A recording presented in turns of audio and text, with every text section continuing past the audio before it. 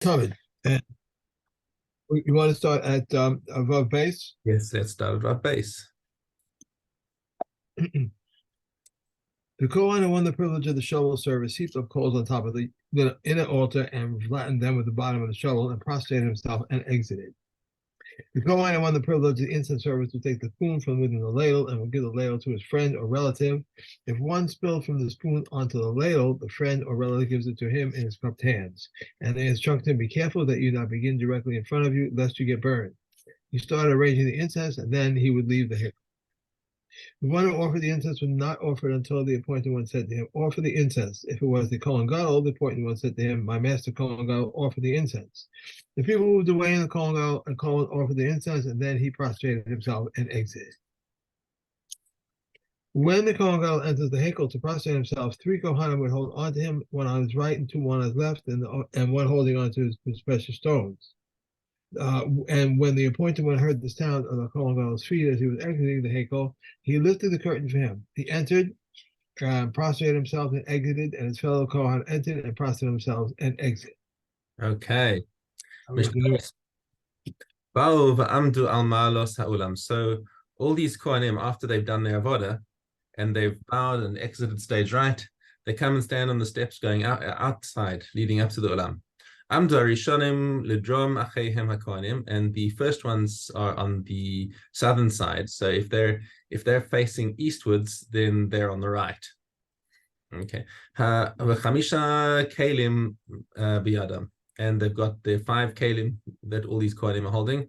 Hateni biyad echad, one of them is holding the basket. Hakuz, one of them is holding the jug. Machta, one of them is holding the fire pan. Bazech biyad echad, and the spoon in one hand. The kaf kesuya biyad echad, and the small spoon. There was the ladle, and the other one is the spoon. The ladle and its cover. One and in the other in his hand. So now the Kohanim blessed the nation. That is, so they first would put down the kalim, and afterwards all of the Kohanim would get together, and they would now come and do birkas Kohanim. And in the Mikdash, we know that outside the Mikdash, we're used to birkas Kohanim every morning here. They say three separate lines, and everyone says Amen after each one. Okay, in the Mikdash, we don't say Amen. That's not the response to the bracha in the Mikdash. There are 2 possible responses. Either there is the first one was Baruch Hashem Elokei Yisrael min haolam ve'ad haolam. Okay, so that's one response, and the other one is Baruch Shem Kavod Malchus Sol Olam V'ed. Okay, so anyway, the Kohanim, when they give their bracha, they would just say all 3 psukim b'tzifut straight in all consecutively. Our practice, of course, is to say it in 3 brachas. Or mikdash bracha achas, just one bracha that they'd given. Everyone would answer Baruch Shem Kavod Malchus Sol Olam V'ed. But mikdash hayu omrim es Hashem kichsavo. They would say the Shem HaMeforash inside the mikdash with a yud hey, saying it, pronouncing it properly. Over Medina the kinoyo. We use a kinoi we use the Shem Adonai for Hashem's name everywhere else. But Medina Kohanim nosim eskapeihem. Outside the Mikdash, Kohanim would raise their hands, yadehem keneged kisvosehem, their hands at the same level as their shoulders. Or Mikdash al gabe roshehen, they would raise their hands even over their heads. Chutz mi Kohen gadol she'eno magbia es yadav lamala min hatzitz. It was because the tzitz has got Hashem's name engraved on it, so he wouldn't raise his hands that high. Except that Rabbi Yehuda says, "Af kohen gadol megbia es yadav lamala min hatzitz, shenemar vayisa Aaron es yadav el ha'am vayivarachem." So look, Aaron was the kohen gadol, and it says over here that he raised his hands all the way up. However, that's not mokrach. That raising his hand that raising hands doesn't necessarily mean above your head. So the chachamim and the halacha does not follow Rabbi Yehuda, and the kohen gadol should only raise his hands up to his shoulder level.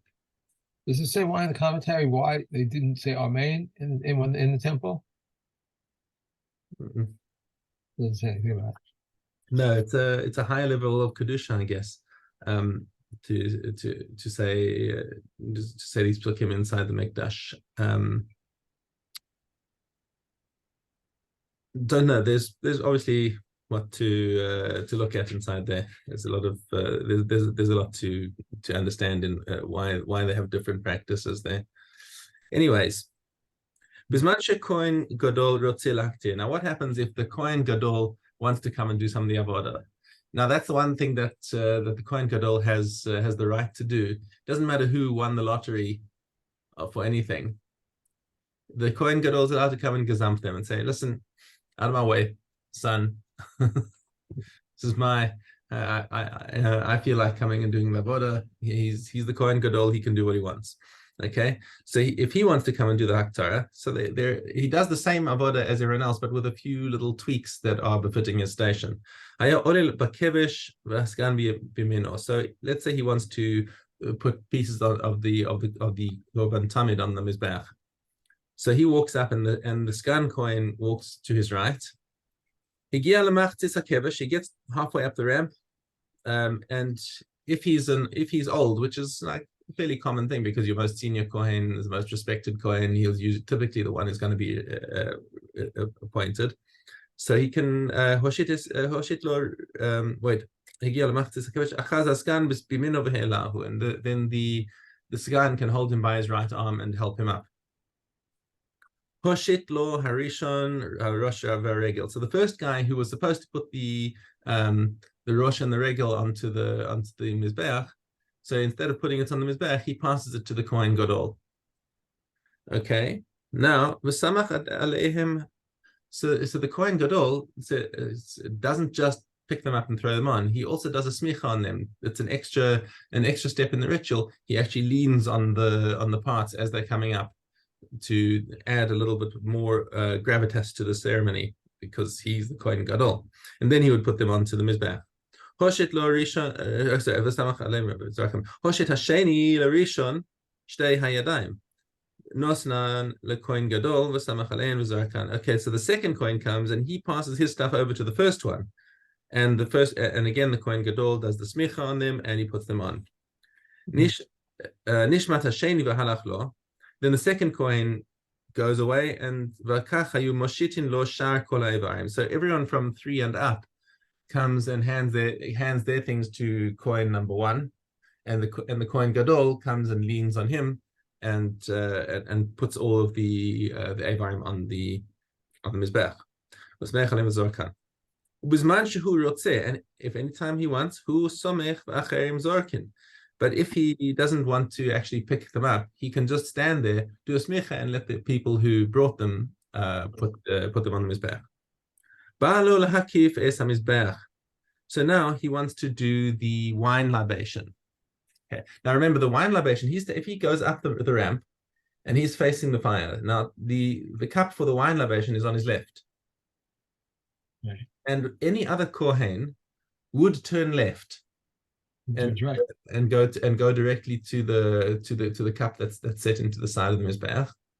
Okay, but the reason why the kohen turns left is because normally we say you must turn right and follow the outside of the mizbeach, but there's a consideration over here that the wine might be damaged by the smoke from the mizbeach. So that's why we say in this case turn left. But the kohen gadol, he's got attendants. So he gives the wine to another kohen, and he walks all the way around the mizbeach until he gets back to the southwestern corner. And the other kohen has come and said, "Here's the wine." So the wine is safe. The kohen gadol gets to walk all the way around the outside. Okay, so let's see that inside. Balola kifis hamizbeach mehechan hu maschil mikeren jomis mizrachis tzvonis maravis jomis. So that's describing his walk around the different directions of the mizbeach. Nasnu lo yain lenasech. They give him the wine to pour. Hasgan omed ala keren. So the Sgan Kohen also stands by that corner. V'hasudarin biyado, and he's got some handkerchiefs in his hand. Ushnei Kohanim omdim al shulchan hachalavim, and two Kohanim are standing by the table with the chalev. Ushtei chatzot shel kesef biyadam, and they've got two silver trumpets. Tak'u v'hiriu v'tak'u, so they would do a tekiah teruah tekiah. Ba'u v'amdu Eitzel ben Arza. Okay, they would come and stand by Ben Arza. Ben Arza is the guy who plays the cymbal. Echad mimino ve'echad mismolo, one on each side. Shacha lenasech. So now, as the Kohen Gadol bends over to do the wine libation, and then he waves the flag as a signal. Okay, V'hikish ben Arza b'tziltzal, crash! The great the great climax of the ceremony as he paused to do the wine libation. The Dibru haLevim b'shir, and that is the signal for the Levim to cut in with their song. Higiu laperik tak'u v'hishtachavu ha'am. So they got to the end. The shir was divided into three sections, and when he got into a break, the Kohanim would again blow the shofar, not the shofar, the chatzotros, tekiah teruah tekiah, and all of the am that was inside the azara would bow down. But that's like full extension of arms and legs. Okay. This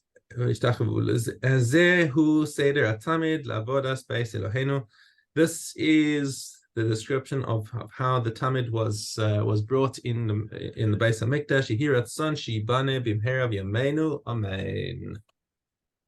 And the Masechta closes out with a very familiar Mishnah, because we read it every Shabbos and Yom Tov. Shir shayu halavim omim b'Beis Hamikdash. So there was each different day in the Mikdash, the Levium would sing a different song depending on the Shir Shal Yom. On the first day, they would sing Lashem Haaretz Meloa Tevel V'Yoshvei Ba. So what's the connection between that and Sunday? Well, Sunday was the day on which Hashem created heavens and earth. Okay, and that's so it's appropriate to talk about Lashem Haaretz Meloa.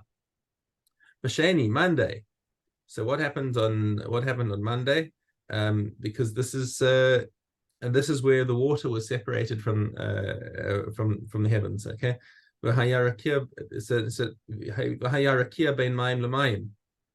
okay, so what does it say? Gadol Hashem Molal Ma'od Eloheinu HaKadosh. So this is where he divided. So as Kati says, this is where he divided his work into two separate domains, and he ruled over them. So it talks about it talks about the praise of Hashem in terms of Gadol Hashem and Malach Ma'od. He's highly praised in and then we move on to the third day, Tuesday. B'shlishi hayu amrim Elohim nitzav ba'adas el b'kerev Elohim yishpot. Okay, so what happened on Tuesday? On Tuesday, the dry land was formed. Okay, and this is the dry land on which the judges assembled to do justice, and so now it's talking about Elohim nitzav ba'adas el b'kerev Elohim yishpot. So this Elohim over here is talking about judges. It's an Elohim of Chulin. The second Elohim, the first one is Kodesh. That's Hashem himself. He is found among the congregation of Hashem, among the judges. He will judge. Berevi'i hayomrim el nekamos Adonai el nekamos Sophia. So this is Wednesday. Why we have all this on Wednesday? Because what happened on Wednesday was on the sun and the sun and the moon and the stars were created on Wednesday. And Hashem is going to come and judge the Ovdei Avodah Zarah, the ones who worship all the celestial objects, and this is the judgment that we're talking about over here. Okay, B'chamishi, Thursday, Haninu le'Elohim ozenu hariu le'Elohei Yaakov. So what happens on Thursday? This is when all of the animals were created, and Hashem. One who sees all these amazing animals will praise Hashem, and the Hashem Shebara Orphos v'Dagim l'Shevach l'Shmo. These are the first creatures. So it was the birds and the fish on Friday, and when you see all these incredible creatures, he gives praise to Hashem. Haninu le'Elohim, give praise, sing to Hashem for these amazing wonders. Pashishi hayomim Hashem malach yoslavesh, etc. So on Friday was the completion of the Bria.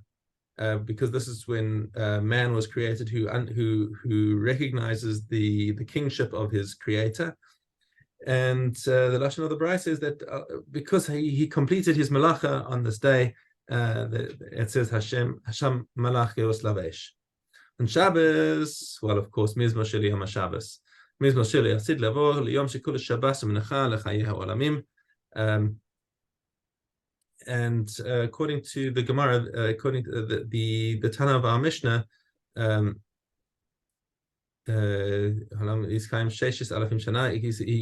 this cheshbon that the world will exist for 6,000 years, and in the seventh millennium, the world will be destroyed. It will be laid waste, and only Hashem will be there. As it says, "V'niskav Hashem levado b'yomahu," only Hashem will be exalted on that day, and therefore they say on Shabbos, "Mizmor Sheli Yom HaShabbos," that this is now the in parallel to the seventh millennium, which is because a day, as we learn in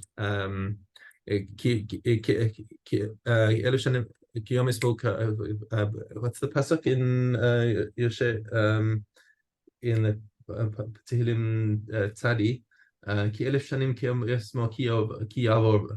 It's like one day. Well, 1,000 years is like a day to Hashem.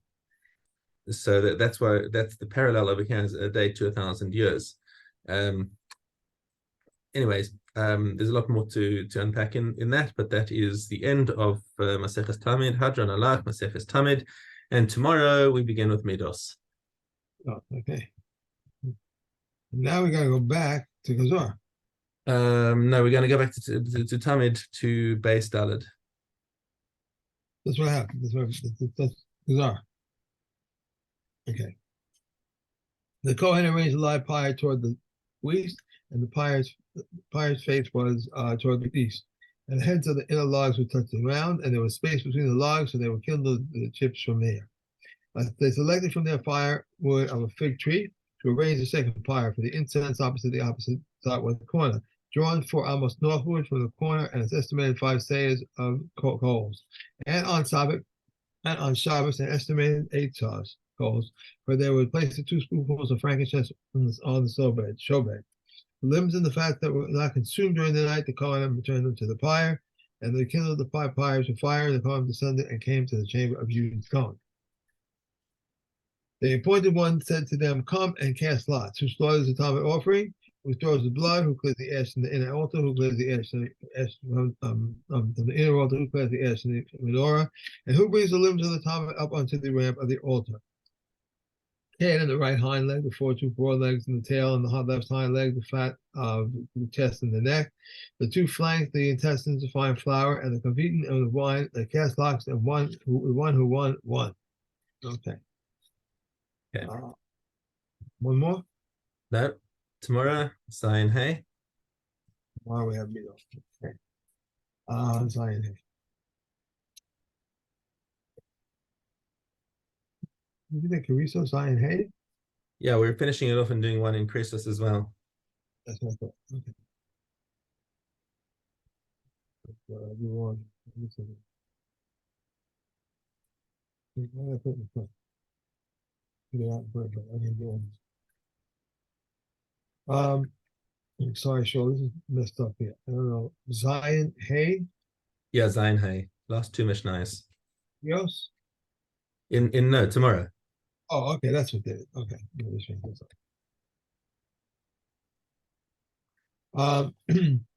And these are the things that are burned.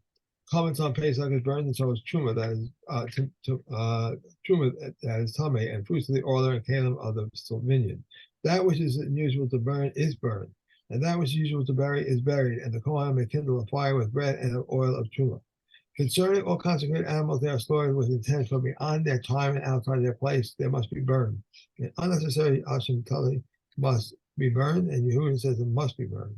A bird cattle that is brought out of doubt must be burned, and Yehuda says one must throw it into the stream. All items that must be burned may not be buried, and all items that must be buried may not be burned. And Yehuda says if one wishes to be stringent with himself to burn items that must be buried, he is permitted. And they said to him, it's not permitted to deviate. Okay. Adjon Alach Maseches Tomorrow, and one from Chrysos. That's the one I had before. That was Aleph, right? Aleph.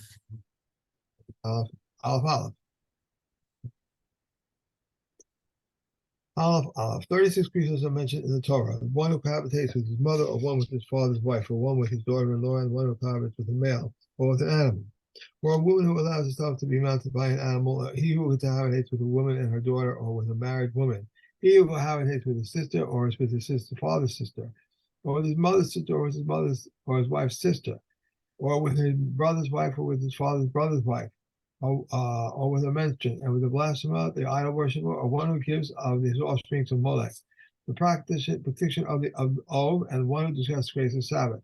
A Tamid person who eats consecrated foods, or one who enters the temple grounds while Tamid, or one who eats chalev or blood, leftover sacrificial meat or pickle. One who slaughters a sacrificial animal or offers it up outside the temple grounds, one who eats chametz on Pesach, one who eats the work on Kippur Yom Kippur, one who compounds the oil, and one who compounds the incense. He or anoints himself with the anointing oil, or neglects the mitzvahs of the Pesach offering, or circumcision, which are positive commandments. Okay. Menachos. We'll do that tomorrow. Okay, test Dolly. One may mix together with the libation offerings of rams with those of bulls. The libation offerings of rams with those of lambs, those of an individual with those of the community, and those of today with those of yesterday. But one may not mix together libation offerings of lambs with those of bulls and rams. If you combine the ingredients of each of them separately and then they mixed together, they are valid. If before they are combined, they were invalid. The lamb which comes with the overall offering, although the size of its mikvah offering is doubled, its libations are not doubled. All the measures which were in the temple were heaped, except for that of the Kohen Gadol, which was heaped within. The overflow of the liquid measures is sanctified, but the overflow of the dry measure is not sanctified. Rabbi Akiva says the liquid measures are consumed, therefore the overflow is sanctified. The day measures are not consecrated, therefore the overflow is not sanctified. Rabbi Yossi says it is not for this reason. Not for this reason, rather is because the liquid is the place where the solid is not displaced. All communal and individual sacrifices require libations except for the Bakor offerings, the Meiser offerings, the Pesach offerings, the Katos offering, and the Asham offering. However, the Katos offering of Matzorah and the Asham offering do require libation offerings. Okay. Rav Matzia. Talk again today because I had like 3 hours sleep, so that's okay. Okay, we have Hey Zion. The price of the produce may not be fixed until the market price is known. When the market price is known, a price may be fixed, and although this one does not have someone else does have.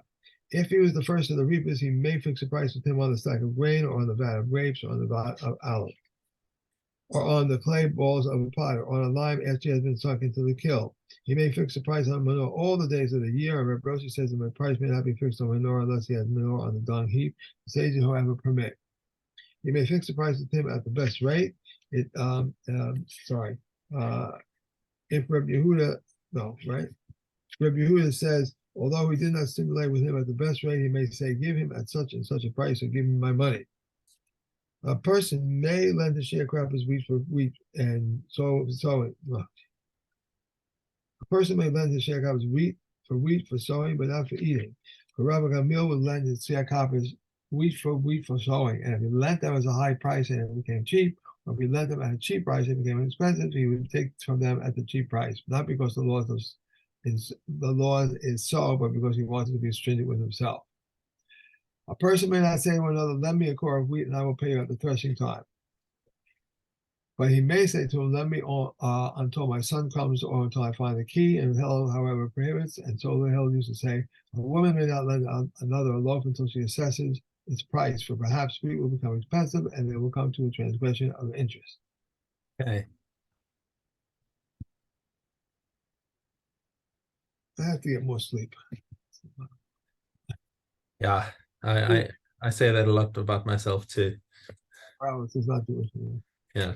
Psachim Zayin Yud. The bones, the sinews, the leftover meat must be burned on the 16th. On the 16th falls on the Sabbath, they must be burned on the 17th hour because they do not override Sabbath or festival. Anything edible in a large ox must be eaten in a tender kid, but including the ends of the shoulder blades and the cartilage. One who breaks the bones of an uncontaminated Pesach, if he incurs the penalty of 40 lashes, but one who he leaves over flesh of an uncontaminated one, or who breaks a bone of a contaminated one, does not incur the penalty of 40 lashes. If part of a limb projected outside, he cuts it until he reaches the bone and pars the meat into way until he reaches the joint and severs a limb. But with other offerings, they may chop with a cleaver, for they are not subject to the prohibition of breaking a bone. From the jam toward inside inward from the jam inward is as inside. From the jam outward as is outside. And the windows and the thickness of the wall are as inside. Okay. And we have been Sure. in base test. If one found in that city meat, we rule on the meat based on the identity of the majority of butchers. If the meat was cooked, we rule it on based on the identity of the majority of those who eat cooked meat. Regarding one who finds produce on the road, if the majority of people bring their produce into their houses, it is exempt from tithes. But if the majority take it to sell on the market, it is obligated in tithes. If half bring it to the houses and half take it to the market, it is the mine. Regarding a storeroom into which Jews and non-Jews place produce, if the majority is from non-Jews, it is definite tevel. If the majority is from Jews, it is the mine. If half is from, just a sec. I skip a page. Oh no, I beg your pardon. I my eyes skipped. Go and carry on. Half of it is from non-Jews and half from Jews. It is definite tevel. And these are the words of Rameh, but Red sages say even if they are all non-Jews and a single Jew places produce in the hostile house, it's the mine. Regarding second year produce that was greater than produce of the third year, and produce of the third year that was greater than the produce of the fourth year, and produce of the fourth that was greater than that produce of the fifth year, and produce of the fifth that was greater than the produce of the sixth year, and the produce of the sixth that was greater than the produce of the seventh year, and produce of the seventh year that was greater than the produce of the year. Following the seventh year, we follow the majority. If half the produce is from one year and half from another, it rules stringently. Okay, and that's it. Thank you. Thank you very much. Have a lovely week. Yeah, First Tovos. I'll give my lipsticks. Okay. Bye.